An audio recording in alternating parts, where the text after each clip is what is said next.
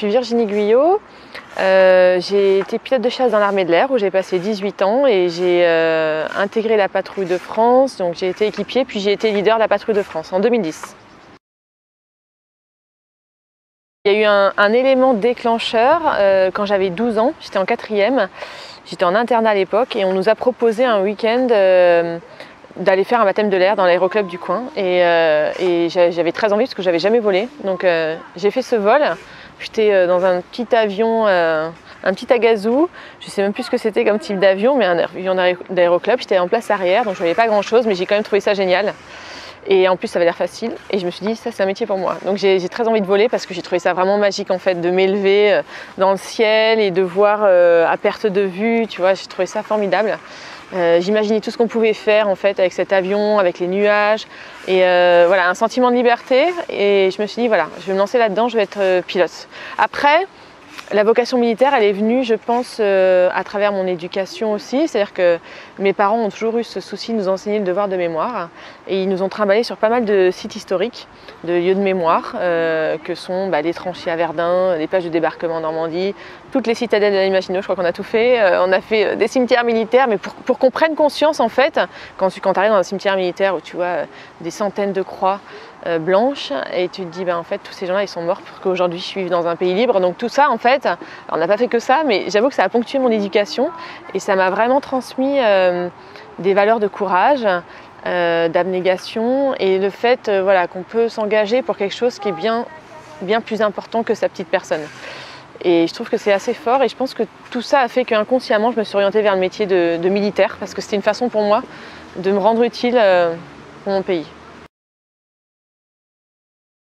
Alors en tant que femme, je pense pas que ça a été particulièrement difficile parce que j'étais une femme, si ce n'est que c'est vrai quand j'ai passé le concours de l'école de l'air, qui est l'école des officiers de l'armée de l'air, donc j'avais fait maths sup maths spé, et en fait ils ont ouvert l'aviation de chasse aux femmes qu'en 1996. Moi j'ai passé le concours en 97 et du coup ils avaient mis des quotas. Alors c'est pas des quotas d'aujourd'hui, c'est l'inverse, c'est-à-dire qu'ils avaient dit il n'y a qu'une place pour les filles. Je pense qu'ils avaient peur de se faire envahir par les filles, ce qui n'était vraiment pas le cas. Et du coup voilà, il y avait une de mes amies qui était major du concours, donc elle a eu cette place et nous on était deux filles un peu moins bien classées mais devant plein de garçons qui étaient eux élèves pilotes. Et nous, on ne l'était pas parce qu'on était des filles. Donc ça, alors, tu vois, c'est administratif, j'ai envie de dire, parce que finalement, l'année suivante, ça a été aboli, parce que quand j'en ai parlé à mes chefs, j'ai même hésité à partir de l'armée, parce que je trouvais ça tellement pas normal, injuste. Et puis finalement, ils m'ont dit, mais non, mais c'est pas normal, donc ça va être aboli, vous pourrez faire un changement de corps, et c'est ce qu'on a fait. Et on a pu passer dans le corps des pilotes. Mais tu vois, si ce n'est ces trucs administratifs de temps en temps, de façon générale, l'intégration pour une femme se fait plutôt bien. Après, je ne parle que de mon expérience, je suppose, et je sais qu'il y a des expériences qui sont moins sympas, il y en a qui sont tout aussi sympas. Après, je ne suis pas sûre que c'est une question de genre. Je pense que voilà, chacun arrive avec sa personnalité et doit être capable de s'intégrer. Et quelle que soit la personnalité qu'on a, quel que soit si on est homme ou femme, on a besoin de s'intégrer. Donc, mais c'est sûr que quand tu es différent et que tu es en minorité, forcément ça peut avoir l'air d'être un gros challenge, mais je pense pas. En fait, c'est un métier qui est quand même hyper sélectif. Et du coup, que tu sois un homme ou une femme, tu dois vraiment montrer ce que tu as dans le ventre tous les jours à chaque vol. Tous les vols sont notés, sont évalués, et puis tout le temps, il faut toujours plus, les objectifs sont toujours plus importants. Et du coup, dans tous les cas, tu seras mise à l'épreuve. Donc, je me dis qu'à ce moment-là, cette différence, elle s'efface pas mal et que, après, voilà, il faut montrer de quoi tu es capable. Et c'est vraiment une question de compétence et aussi de savoir-être. Alors moi, je pense que je suis assez déterminée, mais de façon naturelle, mais je ne suis pas quelqu'un qui affiche vraiment ses ambitions et comme au départ j'ai plutôt un manque de confiance en moi, j'aime pas trop afficher mes ambitions de peur de me décevoir moi-même ou de décevoir mon entourage. Donc quand j'ai un objectif, généralement je me donne les moyens d'y arriver, mais voilà, c'est pas coûte que coûte, c'est pas en écrasant les autres, etc. C'est vraiment voilà, en mon fort intérieur, j'aime bien me mettre des objectifs, j'ai toujours envie d'évoluer. Et après, j'ai vraiment besoin aussi de me faire aider, c'est-à-dire que dans le sens où je sais que tout ce que j'ai fait, je ne l'ai pas fait par moi-même. C'est parce que j'ai eu déjà des parents qui ne m'ont pas mis dans une case en me disant « t'es une fille, tu ne peux pas faire ça, etc. » Bien au contraire, ils nous ont toujours soutenus quoi qu'on choisisse. Et ça, je pense que c'est un des plus beaux cadeaux qu'on puisse faire à ses enfants. Après, j'ai un mari en or sans qui j'aurais jamais pu faire tout ça. Donc, bien sûr que voilà. Et voilà, donc toutes nos familles, ma belle famille aussi, ont toujours été, nous ont soutenus, ce qui nous a permis justement, mon mari et à moi, d'aller de l'avant et de vivre de notre passion et de faire ce qu'on a envie de faire. J'ai envie de dire qu'il ne faut jamais rien lâcher et que tout est possible. Voilà, aujourd'hui on sait bien, enfin on voit bien dans tous les domaines que tout est possible. D'ailleurs le pire comme le meilleur, mais en tout cas ce qui est important je trouve pour les jeunes gens, ce qui est important c'est que faut savoir que la vie elle est trop courte, donc il faut la vivre à pleines dents et clairement il ne faut pas s'auto-limiter, se mettre des freins, s'auto-censurer. Moi ça m'est arrivé dans ma jeunesse et après j'ai découvert que non, il fallait y aller et les rêves c'est ce qui fait... c'est ce qui nous guide dans la vie finalement, c'est ce qui nous fait avancer, donc il ne faut pas les lâcher et surtout il faut tout mettre en œuvre pour y arriver. Pas avoir de regrets surtout. Comme je te disais, je parle difficilement de mes projets et de mes ambitions, mais non, ce que je trouve... En fait, moi j'ai quitté l'armée il y a maintenant 4 ans, où j'étais vraiment pleinement engagée dans ce que je faisais et je m'aperçois qu'en fait il y a plein de choses... il y a tellement de choses à faire en fait sur cette planète, dans notre société, etc. pour améliorer qu'on peut s'engager dans un tas de choses et essayer de faire en sorte que tout aille mieux pour tout le monde.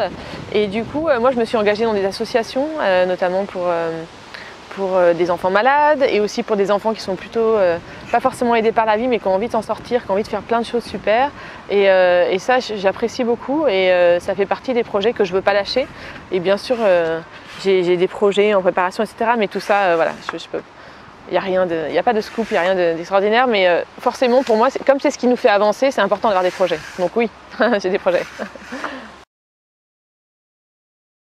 Ce qui me touche et ce qui me marque, c'est qu'il y a beaucoup de jeunes gens qui ont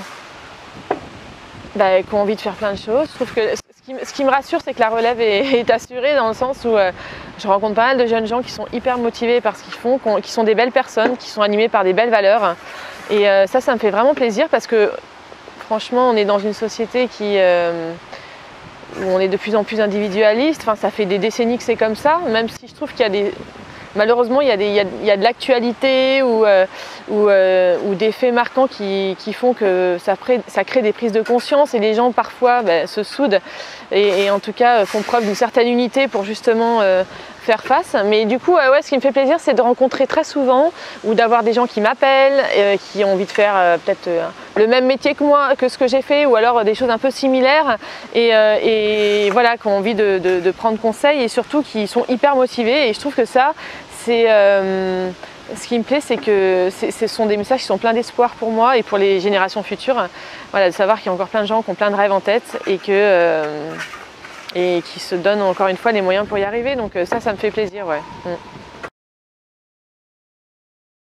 Des personnes qui ont contribué, oui, bien sûr, j'ai plein de gens à remercier. Et mes parents en premier, comme je disais, pour ce que je dis tout à l'heure, hein, qui nous ont montré qu'avec du travail, tout était possible et qui nous ont aussi ouvert les yeux sur plein de choses, qui nous ont fait dépasser un peu ouvrir un peu nos chakras sur plein de choses. Et mon mari, qui est précieux, qui est un peu mon coach de tous les jours, et aussi bien sûr mes parents, je pense à mes beaux-parents, à toute ma famille qui nous encadre, mais aussi moi dans mon métier on a un système de parrainage, tu sais, donc quand tu arrives sur un nouvel avion, dans une nouvelle unité, tu as un parrain qui t'est attribué et qui va te guider un peu dans les premières semaines pour faire que tu sois rapidement opérationnel, pour te donner les codes, pour être un référent un petit peu. Et moi j'ai eu des parrains super, que ce soit quand j'étais sur Alpha Jet, Mirage F1 et des gens très inspirants. Donc c'est des gens qui m'ont toujours guidée dans la vie. Alors mes parrains, puis d'autres rôles modèles que je me suis trouvée autour de moi, d'autres complices aussi. Et je trouve que c'est important dans la vie en fait d'avoir des gens au contact de qui on s'améliore et qui nous donnent envie de faire encore mieux.